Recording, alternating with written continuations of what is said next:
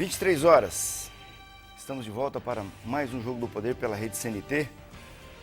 Meu nome é Luiz Carlos da Rocha. Essa noite eu recebo aqui o ex-governador e hoje senador Roberto Requião.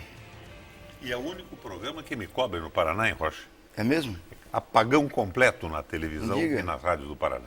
Hoje eu acho que a audiência do programa deve melhorar. A Maristela está em casa. Tem que assistir. Bom, se você quiser acompanhar o programa e participar, poderá fazê-lo através do @Jogo do Poder PR. Nós estamos ao vivo e eu já tenho aqui muitas participações. Vou tentar ver se eu consigo dar conta de todas elas no curso da conversa com o senador. Ô Requião, eu tenho escutado muito a seguinte análise. O Requião já está com 70 anos de idade, acabou. O jogo para o Requião acabou. Como é que é? Isso é verdade mesmo? É o que muita gente gostaria. Estou com 70 anos de idade. Comecei muito cedo a achar que eu podia ajudar a mudar o mundo. E eu estou muito velho para desistir. Eu continuo na mesma caminhada, com a mesma garra de quando era acadêmico de Direito no Hugo Simas, aqui, na Universidade Federal do Paraná. Bom, Senado. Vamos lá, mais um ano, né, no Senado, depois de 7 anos no governo do Paraná. O que mudou no Senado Federal, desde a sua última passagem por lá, comparando com esta que começou nesse ano? O Senado piorou, do ponto de vista administrativo, uma bagunça total.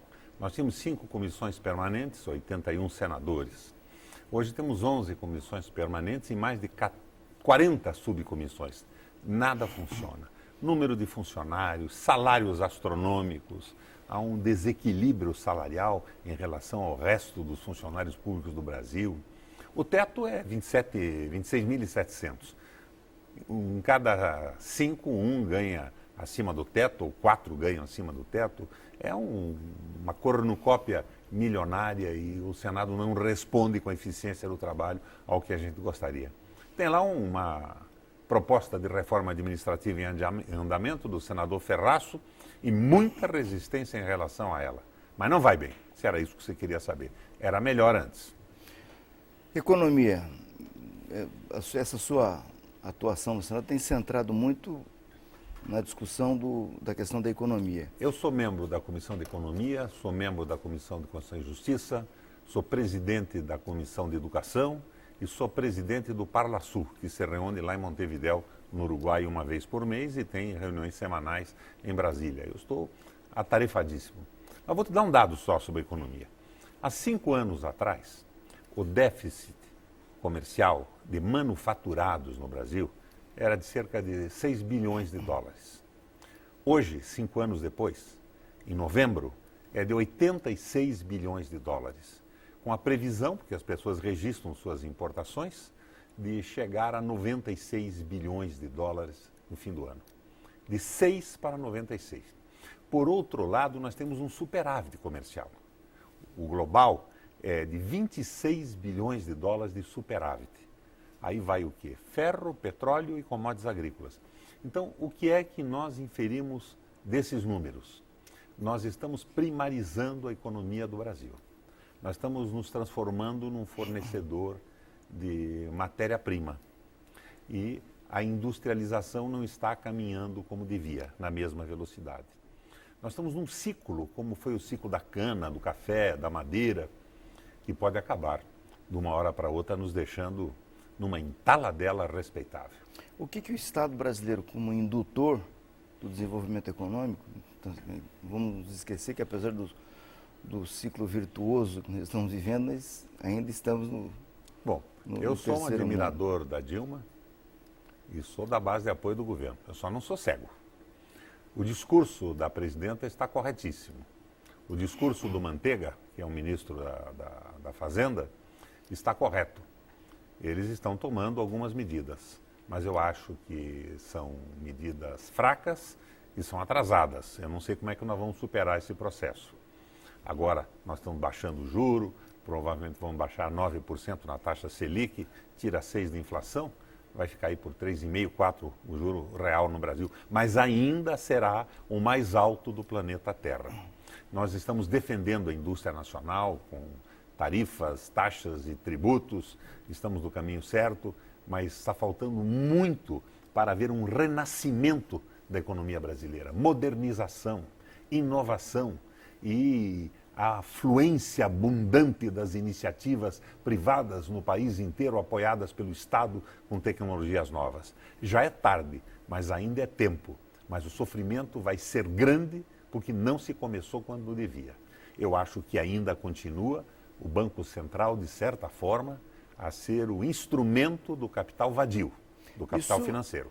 No mundo inteiro, todos os bancos centrais do mundo inteiro. No mundo inteiro, nosso, pior, né? Porque o Tombini é muito melhor que o Meirelles e a Dilma, de certa forma, está colocando a sua marca. Eu digo de forma débil, não como eu gostaria, mas está colocando a sua marca na política econômica. E a Europa hoje está sendo governada pelo Goldman Sachs.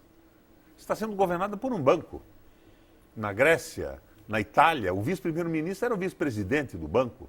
Então, eles estão lá tentando salvar os ganhos do capital à custa do sacrifício das populações, da saúde, da educação, da aposentadoria, do consumo popular. Eles querem manter as mesmas taxas de lucratividade que levou a Europa ao buraco onde ela está e que levou inicialmente os Estados Unidos, né? Agora mesmo o ganhador das eleições na Espanha, o discurso dele era que a economia espanhola tinha que recuperar a confiança do capital, né?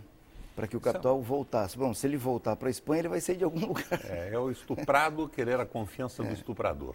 O povo estuprado, roubado, enganado, de repente tem que recuperar a confiança do estuprador. Quem sabe se depois o estuprador paga uma pensão ao estuprado. É absolutamente ridículo isso. Como é que começou essa crise toda? Nos Estados Unidos, Rocha. Os Estados Unidos congelou os salários durante décadas. Salário não subia. Mas sem salário não tinha consumo.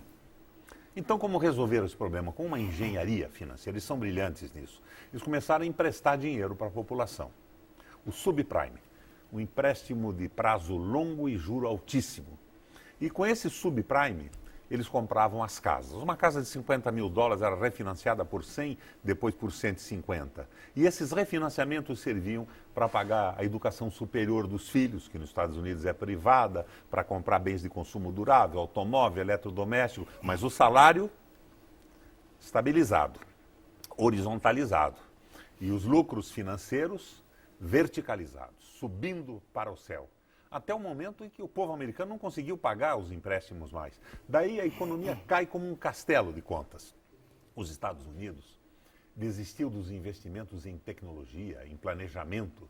Era o jogo do cassino, das bolsas, prêmios para os grandes executivos com salários absurdos no fim do ano. E o Japão começou a investir em tecnologia, investir em pesquisa, e de repente a Toyota passa a indústria automobilística dos Estados Unidos inteira e a General Motors vira uma estatal falida.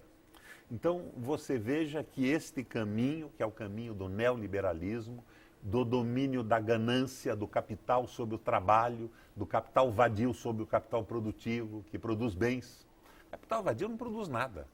Não produz a tua gravata, o teu laptop, não produz a peça de uma máquina, um botão, uma roupa. Só pensa no jogo das bolsas. Este jogo faliu o mundo. E é indescritível que na Europa o capital continue mandando e elegendo presidentes. Primeiros ministros, é o caso deles lá, é a ditadura fascista do capital sobre o conforto, a tranquilidade e a felicidade dos povos. Ruim isto.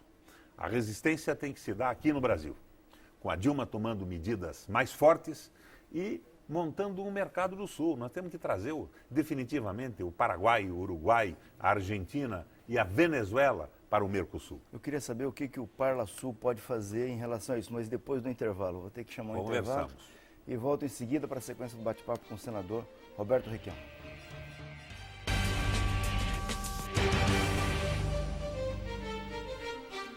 (23h11), voltamos aos estudos da Rede CNT para a sequência do bate-papo com o senador Roberto Requião, hoje no Jogo do Poder. Participação ao vivo no Jogo do Poder, @Jogo do Poder PR.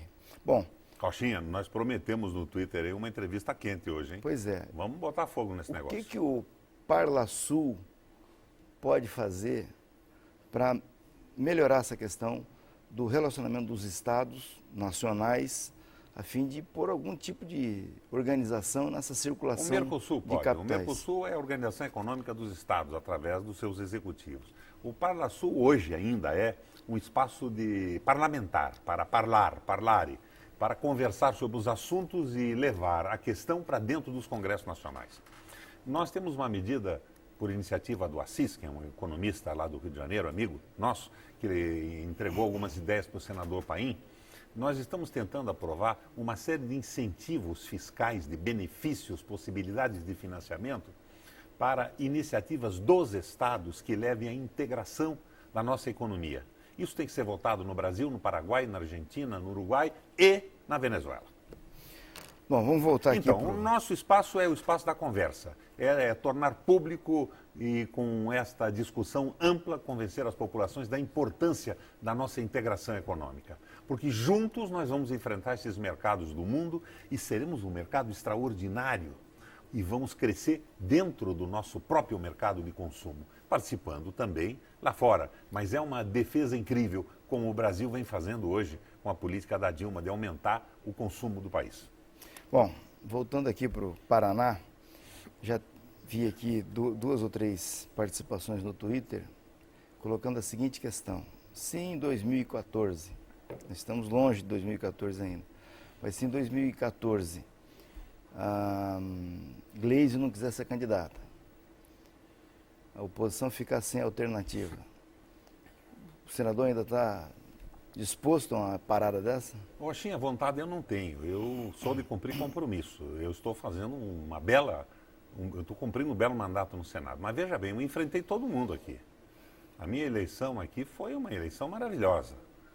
Eu enfrentei a Gleisi, que era a minha dobrada, mas era também uma opção de voto. A Gleisi teve como segundo voto nos esquemas montados aí pela sua coordenação de campanha. Eu não quero nem dizer que foi o Paulo Bernardo que fez isso, que podem me contestar amanhã, né? Mas é o que parece. Ela foi o segundo voto em Maringá do Ricardo Barros, ela foi o segundo voto em Curitiba do Gustavo Frutti, ela não foi agredida pelo Beto Richa, e o comitê de campanha do Osmar, que era o meu candidato, porque eu achei que seria o melhor para o Paraná, e acho ainda, era de adversários políticos meus, pessoas que tinham rompido politicamente comigo. Era aquele pessoal todo que cercou o Lerner, não vamos nem falar em nome, mas era um comitê contra mim. Então, na verdade, eu fui escoteiro. Pessutti também, que era governador. O Pessutti depois queria me destruir, né? Depois das besteiras que ele fez, que eu não pude aceitar no governo do Estado. Então, eu venci uma eleição contra todos eles. A Gleisi era o segundo voto deles. E nesse esquema de ser o segundo voto do Ricardo Barros e do Frutti, ela teve com ela também os deputados dos partidos que os apoiavam. E eu ganhei a eleição, e ganhei bem. Bom, essa eleição do ano que vem é um passo importante. A mesma Gleisi, tire os votos que eu dei a ela, porque eu não abri. Eu tenho compromisso e honro o compromisso que assumo. A minha dobrada foi só a Gleisi. Me fizeram proposta para dobrar com o Gustavo em Curitiba, com o outro por aí. Eu absolutamente não. Voto meu foi pedido para a Gleisi Hoffmann. Mas não aconteceu isso com a campanha dela, e eu não digo com ela, hein? Gosto muito da Gleisi. Eu achava que ela seria uma brilhante senadora e foi brilhante no Senado da República. E agora está na Casa Civil. Vamos ver como é que se sai desse processo, mas ela de boba não tem nada. Então, eu dobrei fechado com a Gleisi, mas todas as outras dobradas foram contra mim. Bom, aqui o PMDB municipal é um território seu. Não, o PMDB municipal é o território do velho PMDB de guerra, é um território guerreiro que não se compra e não se vende. Vai ter candidato próprio. Outra coisa que eu tenho escutado muito é que vai acontecer com o Rafael Greco o que aconteceu com o reitor. Vai acontecer com o Rafael Greca o que Curitiba precisa que aconteça. Um candidato que tenha uma noção muito clara do que é uma cidade, que entenda de administração pública e que dispute contra a privatização, contra as multas da empresa mágica, que saia desta linha de transformar a prefeitura num esquema de negócio para os grupos que cobrem o grupo que está no poder no governo do estado hoje. O Rafael vai ser um diferencial. Ele já esteve no PDT, saiu do PDT com o Lerner, mas quando o PMDB precisou de apoio, quando nós precisamos derrotar aquela gente toda, Lerner e tudo mais, o Rafael veio conosco. Então, o Rafael já recebeu a indulgência plenária, voltou às suas origens de pensamento, não políticas, e será um prefeito porreta dessa nossa cidade de Curitiba. E eu vou estar nessa campanha. Hoje eu só falo aqui no teu programa, não tem requião, tá esse governador aí, o corredorzinho de automóvel, falando mal de mim dia e noite, mas é bobagem, porque eu fiz um baita governo nesse Paraná. O meu investimento em Curitiba foi notável, está aí o hospital de reabilitação, essa rede toda de hospitais na periferia, o contorno de São José dos Pinhais, apoiei a prefeitura, dei recurso quando estava quebrada. E o Paraná inteiro reconhece o governo que nós fizemos. Tanto que, lutando contra todos eles, eu ganhei a eleição gastando muito pouco dinheiro, o que não ocorreu com essa gente toda. Pois é, a grande preocupação da bancada do PMDB na Assembleia era trazer o Gustavo Frutti para o partido para que ele fosse candidato a prefeito. Isso não Claro, aconteceu. Mas daí vinha privatização, vinha CI, vinha pedágio, porque eu gosto do Gustavo Frutti, eu era muito amigo do pai dele e ele era um menino das minhas relações. Eu fiz a campanha do Gustavo Frutti para vereador em Curitiba, eu e o Maurício. Sem dinheiro, que nós não trabalhávamos com essa mercadoria. O Maurício tinha lá no fundo do quintal dele um mimeógrafo, que imprimia a cédula em mimeógrafo e na periferia aí pedindo voto. Não deu certo, ele não se elegeu. Mas é a falta brutal de definição. Ele queria ser candidato do PMDB a prefeito de Curitiba. Foi para a convenção, mas ele queria que eu impusesse o nome dele. Ficava muito mal para mim, eu tinha sido apoiado pelo PT. O PT queria disputar a eleição com o apoio do PMDB. E tinha um grupo dentro do PMDB que queria apoiar o PT. Então eu fui para a convenção. Mas o Frutti queria que eu fosse lá e garroteasse a convenção e obrigasse a votar nele. Eu nunca fiz isso nem para mim. Eu sempre fui à luta com teses, com programas, com ideias. E o Frutti perdeu dentro do PMDB para a aliança com o Vagnoni e para o Rafael Greca. Ele foi o terceiro. Bom, daí ele sai do PMDB. E me deixou numa tristeza enorme. Saiu a Eleonora, que foi uma baita de uma secretária do planejamento, e levou com ela um grupo de pessoas muito boas que ela tinha trazido para o governo do Estado, e ele sai e vai para o PSDB. Ora, de repente sai do PSDB também. O que ele queria do Beto Richa é o que ele queria de mim. Imponha meu nome.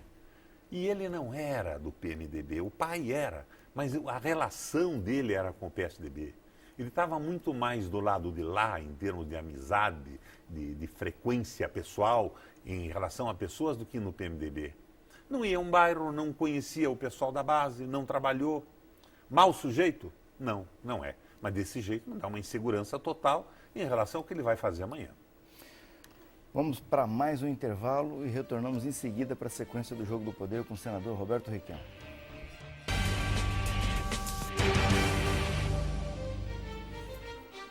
Voltamos aos estúdios da Rede CNT para a sequência do bate-papo com o senador Roberto Requião. Se quiser participar, pode fazê-lo através do @Jogo do Poder PR. Bom, então, o PMDB de Curitiba, sob qualquer hipótese, terá candidato a prefeito. É o Rafael Greca.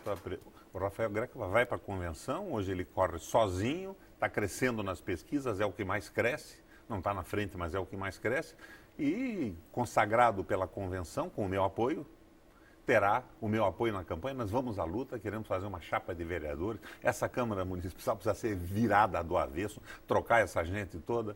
Daí é que eu pergunto a Curitiba, a vocês de Curitiba que estão me escutando, vocês vão votar de novo naquele esquema de Rosso, apoiado pelo governador? O governador diz, não posso condenar o De Rosso antes do Poder Judiciário. Será que ele não sabe o que acontece lá? Era o presidente do PSDB. Esse time não pode mais ter espaço na nossa cidade, minha gente. Vamos fazer uma limpeza em Curitiba. E eu ressalvo com orgulho a Noêmia e o Algaci, que estão fazendo um enfrentamento porreta. E alguns companheiros do PT também. Não todos, no entanto. Pois é, mas o PT, nesse final de semana, ontem, decidiu que não vai ter candidato a prefeito de Curitiba. Provavelmente. O grupo majoritário, né? Vai se encaminhar. É um esquemão, né? Eles vão apoiar o Gustavo Frutti, que saiu do PMDB porque o PMDB apoiou o PT. E que foi o líder da oposição Fernando Henriquista contra o Lula no Congresso Nacional. Eles acham que com isso enfraquecem o Beto Richa. É uma aliança estranha, né? Em cima do quê? Eu acho que partidos podem fazer coligação, mas não em cima dessa conveniência esdrúxula e imoral de chegar ao poder, carguinhos, beneficiar empreiteiros, pessoas. Não, em cima de propostas pontuais. O Gustavo é a favor da Consilux ou é contra? É a favor do pedágio ou é contra o pedágio? As empreiteiras do lixo vão continuar fazendo o que fazem ou são contra? Ou o PT não é contra nada disso? Aliás, você sabe que eu tenho uma admiração profunda pelo Partido dos Trabalhadores. Eu acho que ainda é uma das grandes reservas de militância política verdadeira no Brasil. Mas como é que o Partido dos Trabalhadores aqui é contra a privatização da saúde? E lá em Brasília me votam a empresa pública de gestão de hospitais para trabalhar para planos de saúde privados, destruindo toda a estrutura do ensino, da pesquisa das universidades. Então, é um moralismo de ocasião? É uma posição pontual de conveniência? Não é uma posição verdadeira? Não, daí dá para dobrar com o Fruit, dá para trazer o Lerner também, desde que se comprometa a apoiar quem? A campanha do PT no Paraná, e eu ressalvo a grande maioria de gente correta e maravilhosa que trabalhou no meu governo e que trabalhou na campanha também, foi uma campanha que excluiu em alguns momentos a própria presidenta Dilma. Porque em Maringá, a Gleice dobrou e dizia ela ao Osmar Dias, pelo menos foi o que o Osmar me contou, Osmar, eu não posso recusar apoio. Eles estão apoiando o Serra, mas apoiam o Ricardo e a mim. Não é o Esperidião a mim, né? É a mim, ela. Sim. E isso eu jamais faria. Eu fiz uma campanha fechada com a Gleice. Mas eles montaram uma coisa muito estranha. E é um comportamento muito estranho, que não é o comportamento do PT, mas dos donos do PT no Paraná. Eu disse a você no início desse programa, tenho 70 anos. Tenho um percurso político brilhante, imagino ainda que possa ajudar a mudar o mundo. Eu não tenho por que dizer o que gostariam que eu diga. Eu tenho que dizer o que eu penso. Eu não trabalho mais com pesquisa de opinião para fazer um programa de televisão igual ao seu. Eu tento, com a minha experiência na política, experiência administrativa e os anos todos, ajudar a conduzir e a esclarecer a opinião pública. Verdade acima de tudo. Olha aqui, ó, em relação a essa questão da saúde aí, o Clóvis entra aqui, você falou nisso, eu vou pegar o que ele falou aqui. Falando em hospital de reabilitação, por que o Requião entregou a gestão de uma entidade, entregou a gestão desse hospital de reabilitação à entidade privada, a APR? Cláudio, vai lamber sabão. A gestão do hospital era da Secretaria de Saúde da Universidade do Paraná e da APR, que era uma instituição que existia secularmente aqui. Não tem nada de entidade privada. SUS, única e exclusivamente SUS, gratuito. Tem, isso que você está dizendo não é verdade. Agora, mas manda pelo Twitter, né? E se esconde atrás do quê? Em relação a isso é o seguinte, você não acha que o SUS tem que ter alguma solução, não estou dizendo que seja essa solução das OS aí, né? Mas ele não teria que ter uma relação mais aprofundada com entidades. Você fez Rochinha, aqui eu vou mais longe uma relação. Que você. Eu disse para você que eu não vim aqui procurar consenso, nem o dissenso, mas colocar a minha experiência. Eu fui obrigado em alguns hospitais, eu reformei e construí 44 hospitais no Paraná. Há 40 anos não se fazia um hospital no estado do Paraná. Nem engenharia para fazer hospital e arquitetura desenvolvida existia. Nós tivemos que recomeçar lá de baixo e fizemos hospitais magníficos, como que levam o nome do meu pai em Ponta Grossa, Hospital Wallace Tadeu de Melo e Silva. Pois muito bem, a estrutura salarial do Estado, que atende o SUS, não era compatível com a medicina de alta complexidade. Perfeito. Você não coloca um intensivista por R$5.000 por mês. Você não coloca um neurologista por R$5.000 por mês. Um cirurgião neurológico. Então, na alta complexidade, eu tive que ceder, não é a minha visão, mas eu tive que ceder porque eu não podia pagar pela estrutura do Estado. Daí eu comecei a encaminhar a solução que o Pessutti enterrou, que era uma mudança radical no plano de cargos e salários da estrutura da saúde. Agora, eu vejo aí na rua caminhão, de CUT, disso, daquilo, 30 horas. 30 horas é uma proposta de quem quer privatizar tudo. Porque a situação hoje de recursos para a saúde no Brasil, digo hoje, amanhã pode ser diferente. Eu gostaria que 30 horas fosse para todos os funcionários públicos, não para os da saúde apenas. E isto vai estimular a privatização do sistema, a contratação das ONGs, das organizações de serviços sociais, esta vigarice toda que o Fernando Henrique inventou. Eu tenho a impressão que tem um Cabo Anselmo infiltrado nisso. Não é hora de mexer com isso, é hora, minha gente, de brigar pelas 40 horas para todos os trabalhadores do Brasil. E não essa visão corporativa. O corporativismo, quando ele se descola da visão política global do Estado, é uma manifestação coletiva do individualismo. E ao invés de ajudar os trabalhadores, prejudica e muito. Bom, vamos pegar um finalzinho desse terceiro bloco. Tem um monte de gente falando de Porto aqui. Como é que está essa história do Porto? O que aconteceu no Porto? Afinal de contas, em que pé está isso? O Porto é a joia da coroa. Peguei um Porto falido, arrebentado, podre. Pus lá o meu preposto, o meu irmão Eduardo, para cuidar do Porto. Modificou aquilo tudo. Uma mudança da água para o vinho. Agora, existiam quadrilhas. A quadrilha das dragas. Uma campanha de draga no Porto custava 160 milhões de reais. Custa ainda. Uma campanha de alguns meses. Pois muito bem, uma draga nova custa 40, 44 milhões. Mandei comprar a draga. Guerra em cima das dragas. Acabaram inventando que o meu irmão Eduardo tinha sido roubado em dólares na casa dele. Tem tempo para conversar? Vamos conversar sobre isso. Quando houve uma greve no Porto, o Baca entrou nisso. O Baca é funcionário do Porto, aqueles engenheiros todos com salário de 16, 20 mil reais por mês ou mais, dizendo na frente ali, vestidos de preto, estamos morrendo de fome. Fome com 16 mil reais por mês, com 20 mil, é uma fome privilegiada, né? É uma fome alimentada com caviar e escargot. E o Eduardo, então, por orientação do governo do Estado, publicou um livreto, um jornal, um papel jornal, com o salário dele, só mandou distribuir na cidade. Porque a cidade estava comovida. O Requião e o Eduardo estão matando de fome os funcionários do Porto. Aquilo acabou com a greve, desmontou tudo. Entraram na justiça e o Eduardo passou a ser condenado por danos morais. Mostrou o salário de um funcionário público, coisa terrível, ele enganava a mulher, a sogra, os filhos, e de repente saiu o salário dele no profissional e um juiz gaiato condenava o Eduardo e sequestrava o dinheiro dele no banco.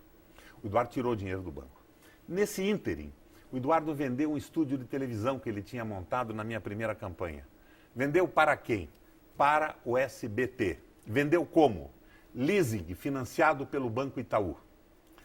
Estavam sequestrando o dinheiro dele todo, veio aquela história que o irmão do governador não podia ir no Porto, mandei Eduardo para Brasília. E para Brasília ele foi. Mas ele recebeu o dinheiro desse estúdio e se ele pusesse no banco, iam tomar dele antes que ele conseguisse resolver judicialmente o problema. Ele pegou uma gaveta, botou aquele dinheiro em notas de 50 e 100, parafusou a gaveta e foi para Brasília. E deixou aqui uma empregada antiga de confiança que de 15 em 15 dias passava lá, dava uma limpada no apartamento. Ela desparafusou a gaveta, passou a mão no dinheiro, comprou um apartamentozinho popular na praia e duas pequenas estruturas na periferia de Curitiba. E daí, o Eduardo veio, olhou, o que ele fez? Se fosse dólar, dinheiro roubado, dinheiro mal havido, ele ia ficar quieto. Foi na polícia e deu queixa. E perguntaram para ele, mas quanto você tinha? Ele disse, eu não sei. Eu vendi o estúdio por 180 mil dólares. Mas vendi para o SBT, que financiou em forma de leasing com o Banco Itaú. Daí eu pus na gaveta, devo ter tirado um pouco para as despesas durante alguns meses, eu não sei, mas a base era 180 mil dólares. E um pilantra botou nas televisões que gostam muito pouco de mim, nos jornais do Paraná, para atingir a mim, que era dólar que tinham roubado. Esta senhora foi condenada outro dia aqui na Justiça. Ela devolveu tudo que roubou do Eduardo, ela devolveu os apartamentos para diminuir a pena. E perguntada na polícia e pela juíza onde estavam os dólares do Eduardo, ela disse, trabalho lá por 30 anos e nunca vi um dólar. Eu roubei tudo em nota de 50 e 100, fiz essas compras e devolvi as escrituras agora. Então você veja como é que a canalha trabalha. E o que eles querem com o Porto é privatizá-lo. Quando eu anunciei que ia comprar a draga e mandei romper um contrato absurdo com a Bandeirantes, que ganhava 750 mil dólares por mês, Figuras importantíssimas da República me telefonaram. Não vou dizer o nome, senão eles me processam amanhã, eu não posso provar o telefonema. Querendo reverter, não compre a draga. Era um monopólio de dragagem no Brasil. E tudo o que esta gente quer é vender o porto.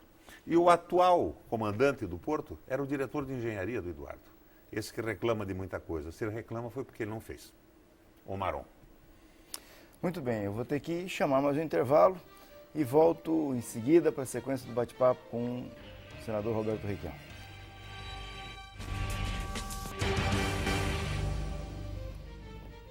Retornamos aos estudos da Rede CNT para a sequência do bate-papo com o governador Roberto Requião, hoje ao vivo na Rede CNT. Requião, essas quedas de ministro no governo federal têm seguido um padrão, né? Vem a denúncia pela mídia, há uma pressão e o sujeito acaba tomando tanta burdoada que acaba tendo que sair, né? Ainda que lá na frente ele possa demonstrar que aquelas acusações não são verdadeiras. Não demonstra, não. Vamos jogar com todos seriedade mereciam ter aqui. saído do governo. Todos mereciam, tem outros que ainda merecem. É fruto desse tipo de política que os partidos indicam os ministros e nomeiam dentro dos ministérios. Foi um erro no governo do Lula e que está estourando agora no governo da Dilma. Todos deviam ir para a rua e tem mais que devem ir para a rua. Esse Pimentel, tem a dó, diz que é amigo da Dilma de infância. Que brincadeira é essa? Receber por palestra da Associação Comercial de Minas Gerais, que não fez R$1 milhão? Vamos deixar de brincadeira. Já devia ter ido para casa para a nossa presidenta poder tocar o governo sem essa crise. Tem uma tese do Sun Tzu e da arte da guerra também, daquele alemão, o Clausewitz, que diz o seguinte: quando existe um problema desse, ele tem que ser interrompido imediatamente, porque senão ele contamina o organismo inteiro, entra em metástase, dá espaço para a televisão ficar falando. A Dilma que limpe de uma vez isso, troque os ministros. E é outra coisa doida, é um governo federal com 38 ministros. Ela não terá tempo para despachar com esses ministros, ela vai terminar o governo e alguns desses ministros não terão tido uma audiência privada com a presidenta da República. Não se pode coordenar isso assim. São erros que vieram de longe e que não são fáceis, precisa de força, de decisão, porque os partidos não querem abrir mão desses nichos que conquistaram na máquina do poder. As reposições que ela tem feito. Reposição do Ministério do Esporte. Você sabe que o Aldo Arantes é teu amigo e meu amigo. O Aldo é um cara seríssimo. Andou fazendo bobagem lá com o Código Florestal. Não concordo com ele naquilo. Mas eu conheço desde menino. Não vai haver possibilidade de um desvio com o Aldo Arantes no Ministério. Foi boa a modificação. Outras nem tanto. Bom, retornando aqui para cá. O PT vai com o Gustavo Fruit. O PMDB vai sozinho. Você não tem medo de um isolamento do partido nesse processo eleitoral? Quero lembrar você que o Lula estava completamente isolado e dizia que tinha 300 picaretas no Congresso. Foi presidente da República 2 vezes. E a voz da Cristina Kirchner contra os desmandos do Menem era uma voz escoteira e solitária na Argentina e ela foi reeleita agora. Não, quem vai entrar pelo cano é o PT, que vai ter que explicar como é que trouxe o Gustavo Fruit, que era o seu principal opositor, que tinha horror do PT, que saiu do PMDB quando o PMDB resolveu apoiar o Vagnoni, como candidato. O PT vai ficar de saia justa. Me disseram que o Rafael Greco convidou o De Lázari para ser vice dele, é verdade?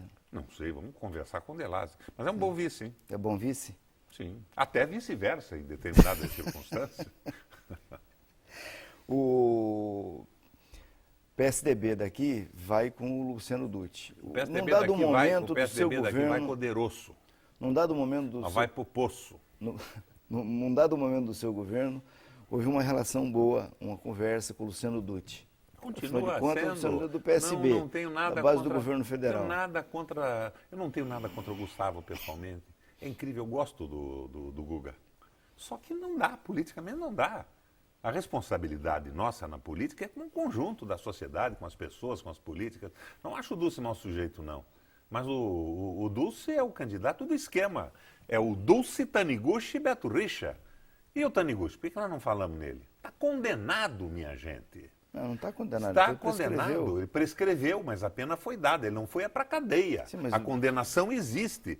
E onde é que fica a ficha limpa? Não, mas... Foi o Taniguchi que enterrou o governo do Jaime Lerner. E enquanto o Beto corre de automóvel em Londrina, está enterrando o Paraná, porque é ele que manda nesse troço todo. Mas que falta neurônio no outro. Se você é advogado, sabe que a prescrição equivale à absolvição. Mais ou menos isso do ponto de vista do direito, não da moral. É aquela conversa mole. O Beto diz isso também. Ele cortou a aposentadoria de todos os governadores e manteve da mãe dele. Isso também é bacana. A prescrição funciona como nisso aí? É falta de posição ética, de compostura, de moral. Corre de automóvel em Londrina e o Taniguchi corre atrás do governo e comanda esse processo todo. E o meu PMDB me dando a tristeza de estar apoiando lá na Assembleia. E faço aqui a ressalva para você, Anibelinho. Aguenta firme aí. O Ratinho Júnior, você acha que pode dar certo a candidatura? Eu acho que ele vai ter voto. Ele está vendo, acredito eu, nessa possibilidade, um reforço para a sua carreira. Conversa franca, gosto do menino. Mas ele deveria, para querer ser prefeito, estudar um pouco sobre administração municipal, planejamento, transporte, educação, saúde. O Ratinho tem que se preparar.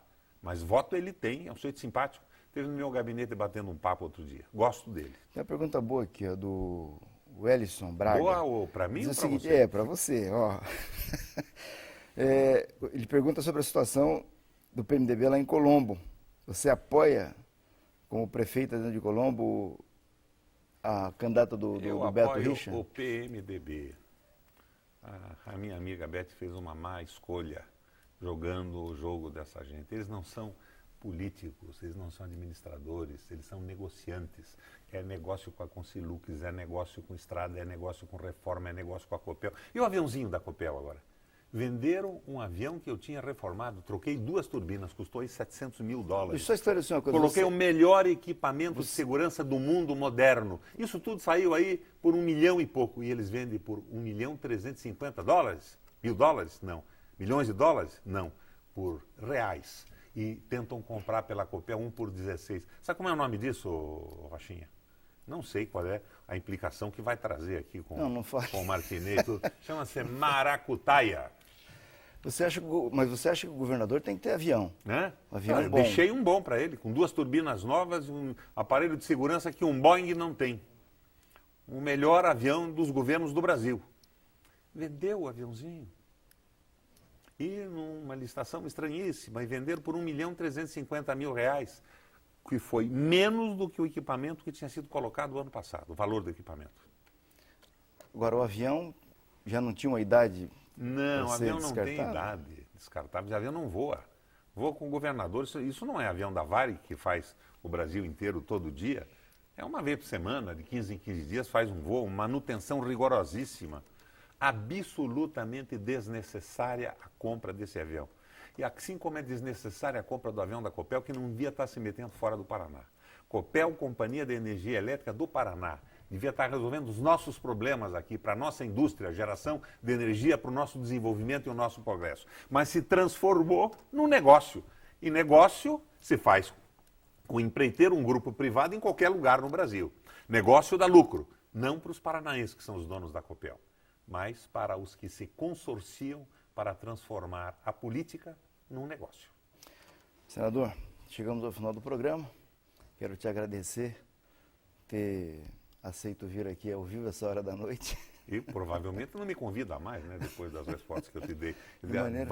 Vai faltar para mim também o jogo do poder daqui para frente. Não, de maneira nenhuma aqui. Mas resta o Twitter, minha gente.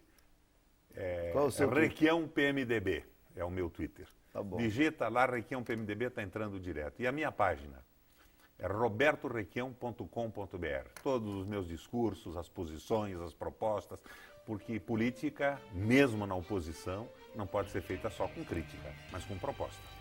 Feliz ano novo, abraço, grande Rochinha. Natal, até a próxima. Depois da judiação que eu fiz com você, eu pago um sanduíche lá no... Tá bom.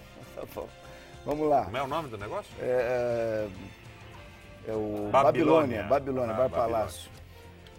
Você que ficou comigo até agora, um grande abraço. Próximo domingo eu estou aqui com o Luciano Dutti, prefeito de Curitiba. Até a próxima semana, nós vamos estar aí no blog, www.jogodopoderparaná.com.br, blogspot, a Lubela está me lembrando.com. Grande abraço a todo mundo e até o próximo domingo.